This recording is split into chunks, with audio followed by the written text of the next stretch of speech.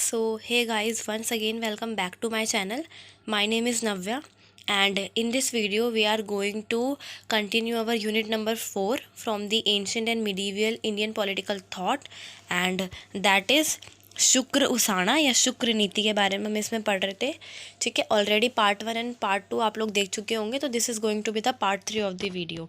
सो हमने पार्ट 1 में हमने थोड़ा जाना था कि हु इज़ शुक्र. ठीक है, उनके बारे में हमने थोड़ा पढ़ा था. हमने थोड़ा नीति शास्त्र के बारे में पढ़ा था. ऐसे ही हमने पार्ट 2 के अंदर थोड़ा नीति शास्त्र को डिटेल में देखा था, और हमने उसके अंदर वेरियस स्टेट और रूलर की हमने ड्यूटीज़ वगैरह उसमें देखी थी. और अगर एक रूलर नहीं प्रेजेंट होता है, उसकी एब्सेंस में क्या चीज़ें होती हैं, ये सब हमने अपनी पार्ट 2 की वीडियो में देखा था.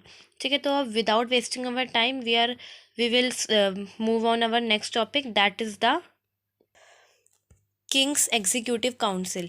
कि अब जो किंग की एग्जीक्यूटिव काउंसिल होती है, ठीक है, जो भी एग्जीक्यूटिव समझते हैं ना, इम्प्लीमेंटेशन की चीज़ें, रूल्स रेगुलेशन बनाने वाली जो एक संस्था टाइप होती है, ठीक है, उसमें कौन कौन से लोग आते हैं.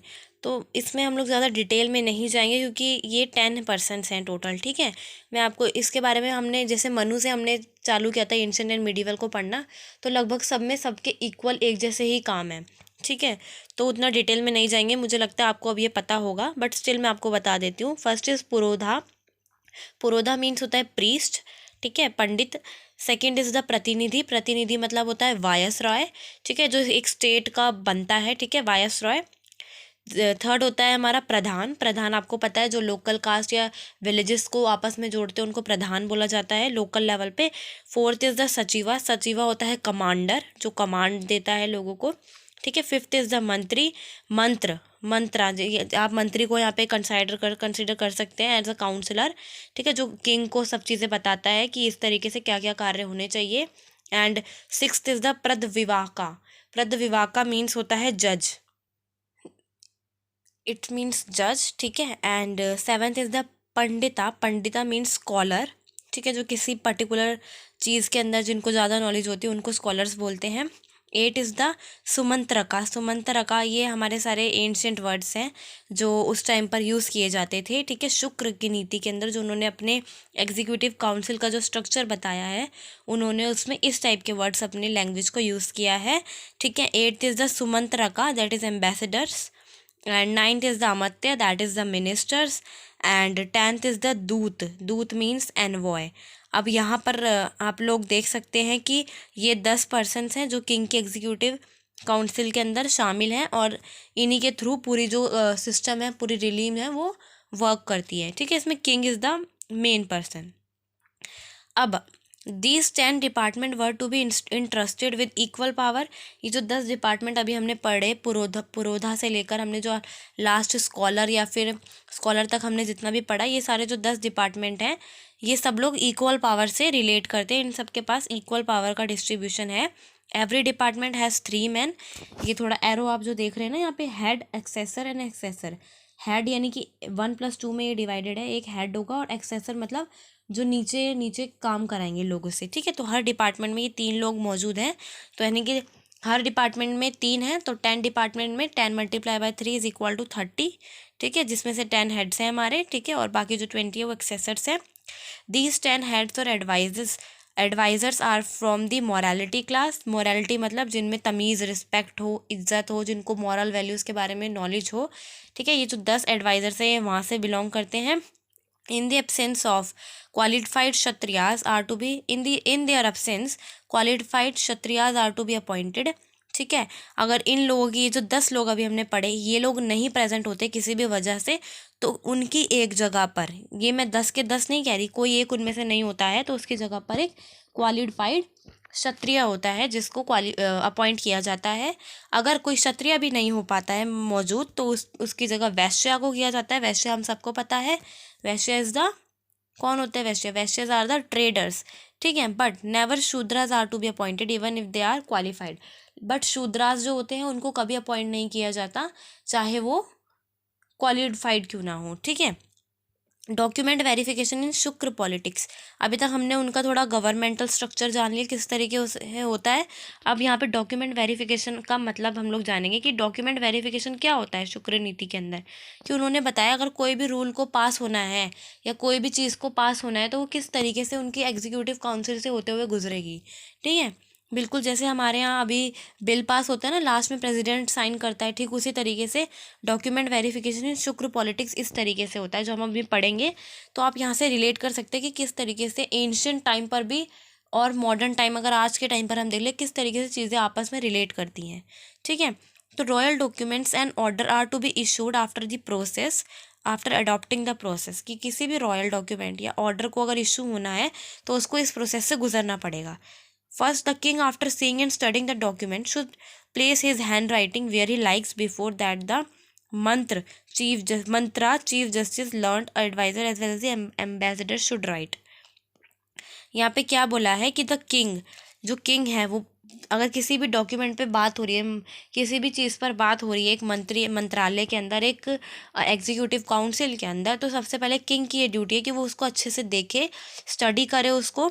ठीक है, अब उसको जो लगता है कि हाँ ये चीज़ें सही है, उस पर वो थोड़ा अपनी हैंड राइटिंग से उसको करे, लिखे। ठीक है, जो भी किंग को सही लगता है कि हाँ ये चीज़ें इसके अंदर ऐड होनी चाहिए वो उसको ऐड कर सकता है। और जो अगर किंग को लगता है कि ये चीज़ें यहाँ से हटनी चाहिए तो ही शुड अवॉइड दैम, और उनको वो कट भी कर सकता है।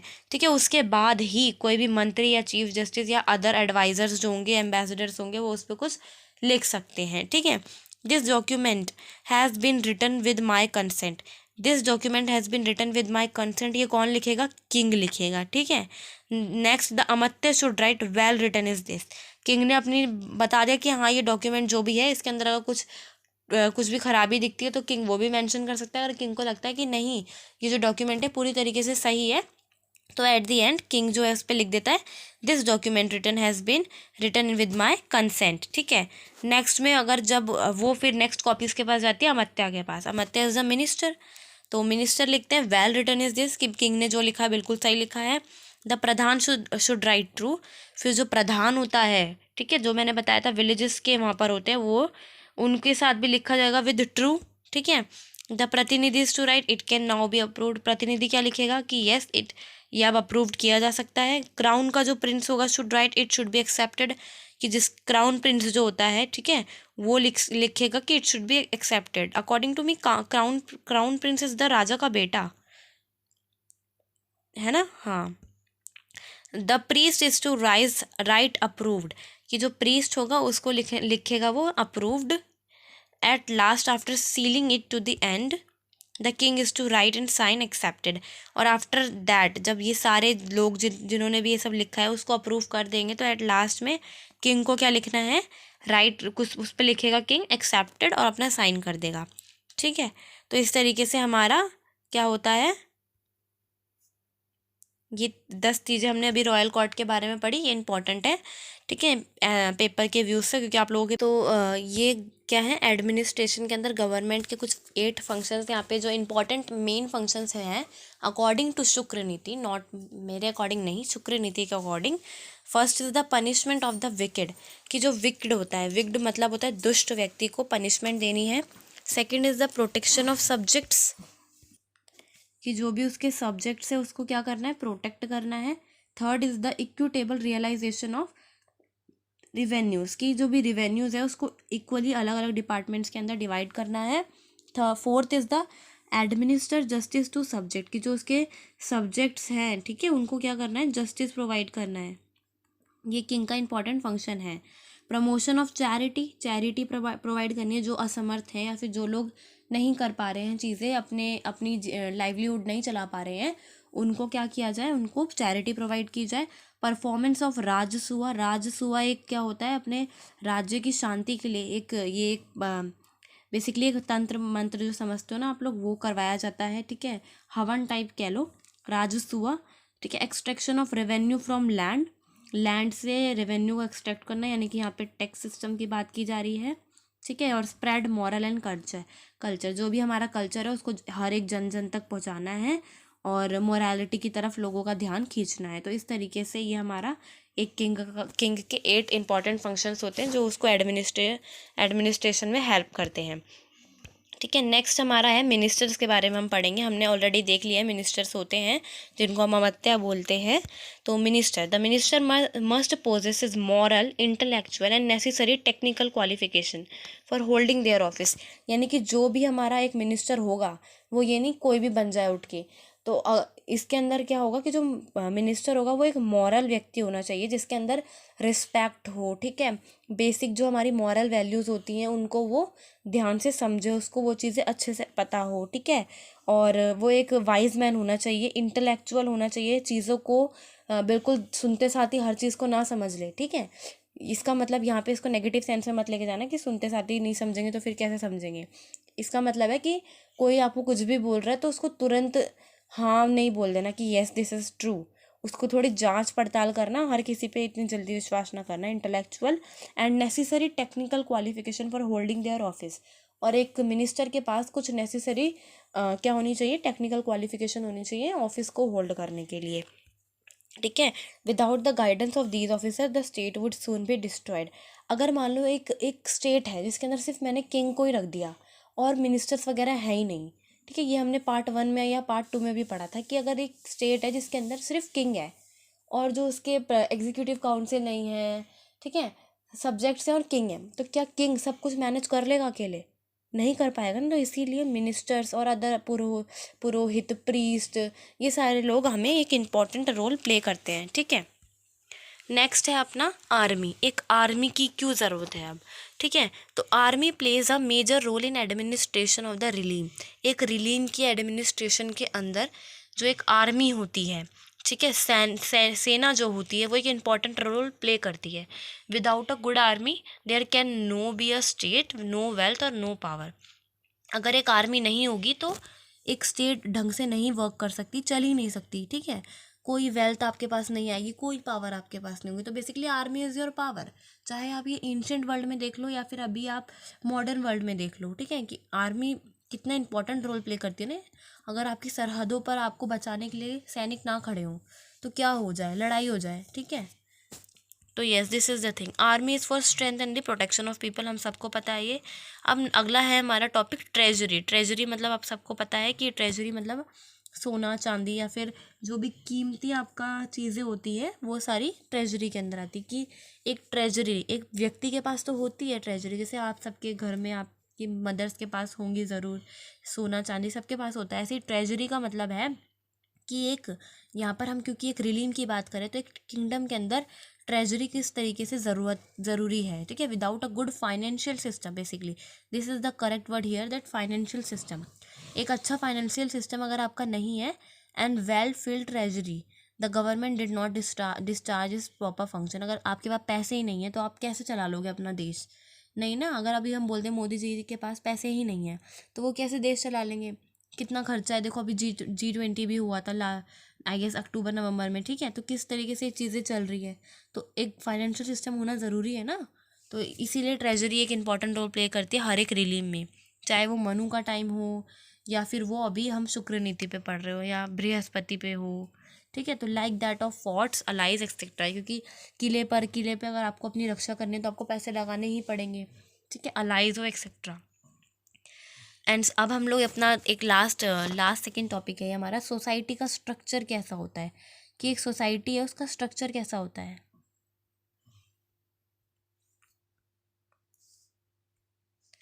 दो the cultivator, artisans, usurers, corporations, dancers, ascetics and the thieves decide their dispute according to their organization.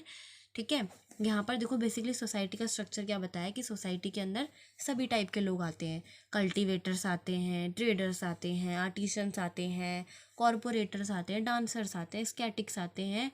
ठीक है, धर्म में बिलीव करने वाले भी आते हैं, धर्म में ना बिलीव करने वाले भी आते हैं, सब आते हैं। ठीक है, तो उन सब के अपने अपने डिस्प्यूट होते हैं। अब किंग के पास इतना टाइम तो है नहीं कि भाई तुम्हारे घर में क्या हो रहा है आके मैं सॉल्व करता हूँ सिचुएशन, नहीं ना। तो किंग के पास इतना टाइम नहीं है, तो किंग क्या करता है, उसने अलग अलग ऑर्गेनाइजेशन बना रखे छोटे छोटे। ठीक है, हर एक लोकल लेवल पे कि उनकी बात सुनी जाए। ठीक है, उन लोगों को बनाया गया है हेड जिनकी बात लोग सुनते हों। वो आपके नेबरहुड से हो सकते हैं। ठीक है, जैसे आपके गली में एक होता है ना प्रधान, समझते हो, जिनकी बात लोग सुनते तो उसको प्रधान बना दिया जाता है। ऐसी लोकल लेवल पे हमने ऑलरेडी प्रधान की बात की है, तो ये उसी की बात हो रही है यहाँ पे, ठीक है। तो the forester are to be tied with forester, जो फॉरेस्ट में लोग रहते हैं वो एक फॉरेस्टर से टाइड है। अगर कोई भी डिस्प्यूट होता है तो वो अपने फॉरेस्टर के पास जाते हैं, चुने हुए व्यक्ति के पास जाते हैं, जो जिसको उन्होंने चुना है, ठीक है। मर्चेंट्स जो होते हैं वो मर्चेंट के पास जाते हैं, सोल्जर्स जो होते हैं वो अपने एक सोल्जर्स के पास जाते हैं, ठीक है। हर चीज़ के लिए आप किंग के पास नहीं आ सकते ना। एक कलेक्टिवली एक सोल्जर, अगर एक सोल्जर है, ठीक है, उसको कोई प्रॉब्लम हुई है तो वो अपने बड़े सोल्जर को जाके बताए जो अपॉइंटेड एज अ हेड। अगर उसके पास भी सॉल्यूशन नहीं निकलता है तब जाकर कहीं किंग के पास बात पहुंचती है। तो इस तरीके से सोसाइटी का स्ट्रक्चर डिवीजन था। तो देख सकते हो आप किस तरीके से यहाँ पे कितना अच्छे से स्ट्रक्चर डिवाइड कर रखा है सोसाइटी का।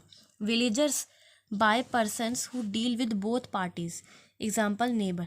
अगेन मैंने यहीं पे ये बताया कि villagers by person who deal with both party, और विलेजर्स जो गांव के लोग होते थे वो किसको करते थे, उन लोगों से अगर गांव के लोगों के बीच में बेसिकली अगर डिस्प्यूट हो जाए, ठीक है, तो उनको सॉल्व करने वाला कौन होगा, वो व्यक्ति जो दोनों पार्टी से बात करता हो, ठीक है। जैसे होता है ना, फादर और मदर में लड़ाई हो जाती है तो बच्चे होते हैं जो मदर से भी बात करते हैं और फादर से भी बात करते हैं, तो you are a what, you are a एक पर्सन जो डील करता है बोथ पार्टीज से, ठीक है। तो इस तरीके से उनका सोसाइटी स्ट्रक्चर था थोड़ा बहुत। और फैमिलीज और क्लान्स, इनको कुलास बोलते हैं, कुल बोलते हैं ना हमारे यहाँ, कुल वही होता है ये। कॉरपोरेशन मतलब श्रेणीज, एंड एसोसिएशन मतलब गणास, and were allowed to investigate cases of robbery and theft. और यहाँ पे ये भी बताया गया अगर कहीं लोकल लेवल पे ऐसे चोरी वगैरह हो जाती है, ठीक है, या फिर कुछ हाँ ऐसे चोरी वगैरह हो जाती है, चोरी चकारी हो जाती है, तो ये जो कुल होते हैं, ये जो श्रेणीज होती है, ठीक है, ये जो गण होते हैं, गणास मतलब संघ बेसिकली एक तरीके से, ठीक है, ये सारे क्या कर सकते हैं, इनको अलाउड किया गया है किंग ने कि इन्वेस्टिगेट करे वो case of robbery and theft पे, ठीक है। The shrenis were to try cases not try by the kulas, और जो श्रेणीज होती हैं, कि जो श्रेणीज होती है उनको were to try cases not try by the कुलास। अब देखो यहाँ पे श्रेणीज, कुलास, श्रेणीज और गणास तीन चीज़ में डिवाइडेड है अलग अलग क्लान में। अगर सबसे पहला वाला देखो कि अगर जो 10 श्रेणीज वर, अगर ये जो कुल है, ठीक है, ये कुलाज हैं, ये क्या करते हैं, अगर किसी केस को ये लोग नहीं हैंडल करते हैं तो उसकी जगह कौन करेगा, श्रेणीज, ठीक है, श्रेणीज करेंगे। अगर अगर क्या हो यहाँ पे, तो कुलास, कुलास नहीं करते तो श्रेणीज करेंगे। अगर अब श्रेणीज भी नहीं करती हैं तो कौन करेगा, ग्रहास या गणाज आप कह लो, ये गणाज है, ठीक है। और at last government officer were to try cases not try by the ग्रहास। और अगर ये ग्रहास जो है ये भी केसेस को नहीं हैंडल कर पाते तब हमारी गवर्नमेंट आती है। तो देख रहे हो वही यहाँ merchant by merchant, soldier by soldier, जैसे मैंने आपको सोल्जर का एग्जांपल दिया कि अगर एक सोल्जर की प्रॉब्लम दूसरा सोल्जर हेड वाला नहीं सॉल्व कर पा रहा है तब वो जाके कहाँ जाएंगे, गवर्नमेंट ऑफिसर्स के पास जाएंगे, या किंग के पास आप कह सकते हो जा सकते हैं। तो इस तरीके से सोसाइटी का स्ट्रक्चर डिवाइडेड था, ठीक है। अब लास्टली मैंने बोला था लास्ट स्लाइड है हमारी, Shukra state was secular but was founded on the principle of morality and fundamental laws of society which Hindus had accepted. यहाँ पे क्या बोला गया है कि जो शुक्र की स्टेट है वो एक सेकुलर स्टेट है, ठीक है, जो founded on the principle of morality, जिसमें मॉरलिटी की बात की गई है, ठीक है। शुक्र नीति के अंदर हमने ये नहीं पढ़ा कि सिर्फ जो शुक्र हैं जो ये सिर्फ किस पे फोकस करते हैं, ये किसी रिलीजन पे बिलीव नहीं करते हैं, मतलब, ठीक है। और इनका मानना ये है कि इनका मानना ये है शुक्र का कि आपको मॉरल रहना है, ठीक है, ये बेसिक फंडामेंटल लॉज पे बिलीव करते हैं, और ये हर एक व्यक्ति के बारे में उनकी सोच से रिलेट कर पाते हैं, उनके बारे में बताते हैं, इंडिविजुअलिटी के बारे में बात करते हैं। सब आपने फर्स्ट वीडियो में पढ़ रहा है, this is going to be the summary this slide, ठीक है। तो इस तरीके से वो बताते हैं कि शुक्र स्टेट जो है वो एक सेकुलर स्टेट है जिसमें किसी एक धर्म को ज़्यादा महत्वता नहीं दी गई है, और प्रिंसिपल ऑफ मोरालिटी पर ये बेस है, और fundamental laws of society which Hindus has accepted.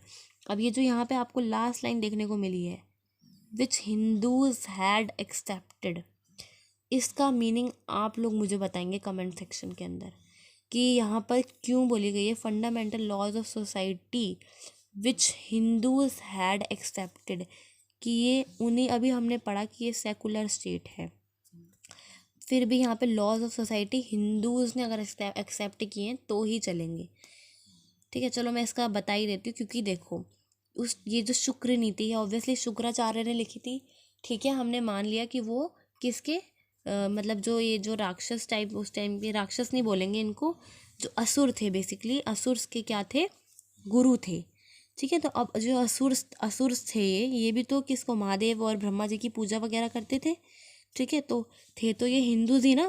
तो अब ये जब हम बात करें तो ये हिंदू के थॉट्स में बात कर रहे हैं ना हम लोग, इसलिए ये उन्हीं थॉट्स को एक्सेप्ट करते थे जो हिंदुज़म के अंदर हिंदूज जो पीपल है उन्होंने एक्सेप्ट कर रखे हैं। चाहे वो देखो यहाँ पर हमारा जो हमने श्रेणी वाला सिस्टम पढ़ा था, श्रेणीज होती है 4 में डिवाइडेड होती है, वही जो आपका लोअर क्लास होता है जिनको हम अनटचेबल भी बोलते हैं, इन्होंने ये बोला कि ये सारे हिंदूज ही होंगे, ठीक है। ये सारे क्या हैं, हिंदूज हैं, लेकिन हम लोग क्या करेंगे, हर एक की बात सुनी जाएगी, हर एक हिंदू की बात सुनी जाएगी। तो इस तरीके से इनकी ये नीति थी बेसिकली लास्ट में। तो आई होप आपको ये समझ आया होगा, ठीक है। मैं और ज़्यादा इस वीडियो को नहीं खींचना चाहती। So yes, that's all for today. And अब हमारी ये शुक्र नीति वाली जो सीरीज़ है, अभी ये पार्ट 3 है, ये कंप्लीट हो चुका है यहाँ पर, ठीक है। तो okay, that's all for today, okay bye.